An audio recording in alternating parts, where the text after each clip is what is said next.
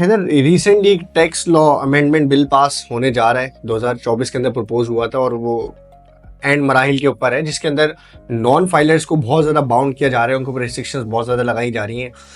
वो मतलब उसके बारे में थोड़ी सी डिटेल्ड हमें बताएं कि मतलब वो बिल है क्या, उस अमेंडमेंट में क्या चीज़ें हैं और नॉन फाइलर्स को उससे क्या नुकसान होने वाला है। देखें, ये काफ़ी अर्से से हम देख रहे हैं कि नॉन फाइलर को वो पाबंदियां उन पे बढ़ाए जा रहे थे। अब इस टैक्स लॉ अमेंडमेंट बिल 2024 में अगर देखेंगे ना, तो सिर्फ नॉन फाइलर पे पाबंदियां नहीं लगा रहे, अब वो कुछ फाइलर के ऊपर भी रिस्ट्रिक्शंस लेके आ रहे हैं।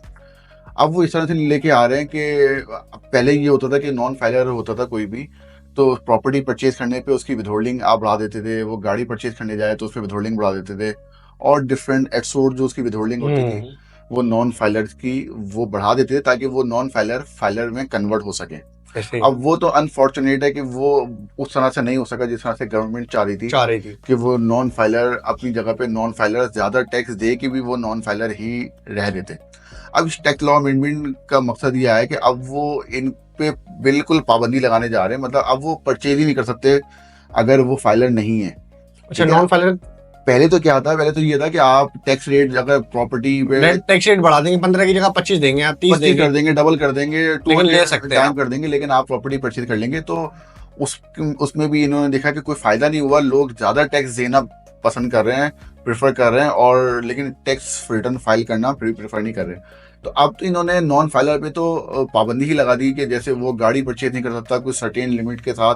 प्रॉपर्टी नहीं खरीद सकता, वो कोई बैंक अकाउंट्स खोलने, ये सब इस बिल के अंदर पास होने जा रहा है, सारे पास होने जा रहा है कि वो तो खरीद सकता ही नहीं है। उसके अलावा कोई भी इन्वेस्टमेंट है, वो इन्वेस्टमेंट करने जा रहा है शेयर्स में, तो वहां पे उसको बाउंड कर दिया कि अब वो ये चीजें कर सकता ही नहीं है, मतलब ना, ठीक है। तो अब लेकिन यहाँ पे एक टैक्स लॉ अमेंडमेंट बिल 2024 में सिर्फ नॉन फाइलर पे नहीं चला, इस चीज पे तो हम बिल्कुल एग्री करते हैं कि अगर एक बंदा नॉन फाइलर है तो उसको ये खरीदने ना दिया जाए। अब यहाँ पे एक इशू दूसरा ये भी आ रहा है कि अगर वो फाइलर भी है तो भी उसके लिए कुछ पाबंदियां यहाँ बढ़ाने जा रहे हैं। वो इस तरह से है कि अगर कोई फाइलर भी है और प्रॉपर्टी परचेज करने जा रहा है तो यहाँ पे वो एक एलिजिबल पर्सन का कॉन्सेप्ट लेके आ रहा है कि अगर वो एलिजिबल होगा तो वो प्रॉपर्टी, गाड़ी और ये सब चीजें कर सकता है। अब एलिजिबल पर्सन कौन होगा? एलिजिबल पर्सन वो होगा कि वो एक अगर प्रॉपर्टी परचेज करने जा रहा है तो क्या उसके पास इतना लिक्विड कैश मौजूद है, उसके पास क्या उसकी वेल्थ के अंदर वो रिसोर्सेज मौजूद हैं, जिस वो फंड मौजूद है जिस फंड से वो परचेज करने जा रहा है। तो अब इस वक्त एक अजीब सी ये सूरत हाल बनने जा रही है या बन जाएगी कि मैं रिटर्न फाइल भी करता हूँ, मैं कंप्लाइंट टैक्स पेयर भी हूँ, अब मैं क्या अपनी वेल्थ शेपिंग टैक्स रिटर्न जाके मैं शोरूम पे दिखाऊंगा कि मेरे पास पैसे मौजूद हैं, देखिए मैंने रिटर्न फाइल कर दिया ना भाई, इतना बहुत है। अब बाकी असेसमेंट करना ये फिर एफबीआर का काम है कि वो मेरे रिटर्न से मेरी असेसमेंट करे, मेरा ऑडिट करे। अब मैं प्रॉपर्टी परचेज करने जाऊं तो भी मैं वो दिखाऊं, सोर्स ऑफ फंड दिखाऊं, मतलब कि मेरे पास पैसे मौजूद होने चाहिए। मैं गाड़ी तो खरीद रहे ना, गाड़ी परचेज करने जाऊं तो अब ये मुझे अपने टैक्स रिटर्न वहां उनको जमा कराने पड़ेंगे, ये एक हेक्टिक काम है।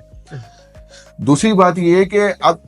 इस चीजों से क्या होगा, आपकी इकोनॉमिक एक्टिविटी भी इम्पेयर होगी, ठीक है ना। जब आप लोगों को गाड़ी खरीदने पे पाबंदी लगाएंगे, देखे ना, अगर मैं फाइलर हूँ और मैं अगर प्रॉपर्टी पाकिस्तान में नहीं खरीद सकता और मुझ पे इस तरह से पाबंदी लगाई जाएंगी कि मैं जाऊं अपने फंड दिखाऊं, लिक्विड कैश दिखाऊं और जब जाके मैं परचेज कर सकता हूं, फिर लोग अपने पैसों को पार्क करेंगे, मुल्क से बाहर करेंगे, ठीक है ना। यहाँ से बाहर निकल के मैं जाके दुबई में प्रॉपर्टी परचेज करूंगा। तो इसका मतलब तो ये है कि अगर आपने फाइलर्स के ऊपर भी इस तरह से ये रिस्ट्रिक्शन लगानी है कि वो अपने डॉक्यूमेंट दिखाएं और फिर वो ये करें, तो फिर उसका एक दूसरा इम्पैक्ट ये आएगा, बहुत नेगेटिव इम्पैक्ट, आपकी इकोनॉमिक एक्टिविटी जो है ना वो रुकने जा रही है इन चीजों से, ठीक है ना। दूसरा ये कि फंडामेंटल राइट्स का भी, अब ये लॉयर्स बताएंगे इस पे कि देखे ना, एक फंडामेंटल राइट्स की भी एक अगेंस्ट है ये बात कि मैं एक टैक्स रिटर्न फाइल करता हूँ, मेरे पास सब चीजें मौजूद हैं और मुझे ये सब चीजों को परचेज करने नहीं दिया जा रहा, ठीक है ना। तो अब मैं गाड़ी परचेज करूँ, मतलब ये पाबंदियां लगाना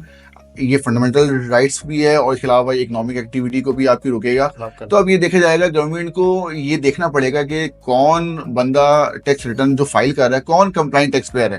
ठीक है। कंप्लाइंट टैक्स पेयर को हर जगह जो है ना वो आजादी देनी चाहिए, उसको फैसिलिटी देनी चाहिए, प्रमोट हो, ठीक है, चीज प्रमोट हो, ताकि फर्क तो महसूस हो। मैं एक नॉन फाइलर हूँ, एक आप फाइलर हैं, हम दोनों के लिए अगर एक ही जैसी पाबंदी लगा दी जाएंगी तो देखे ना, फिर जो लोग रिटर्न फाइल कर रहे हैं, जो लोग कंप्लाइंट है ना, फिर वो भी उसी तरफ जाएंगे कि ठीक है यार, इस मुल्क में तो अगर सबके साथ ही एक ही जैसा बर्ताव करना है तो फिर मैं भी वही काम करूं।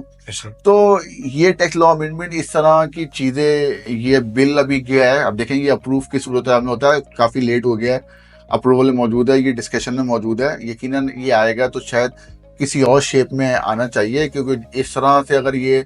लेके आ गए तो फिर बहुत ज़्यादा मुश्किलात हैं, क्योंकि हमारे पास वैसे ही एक चैलेंजेस बहुत ज़्यादा हैं, एक नया चैलेंज आपके पास ये खड़ा हो जाएगा।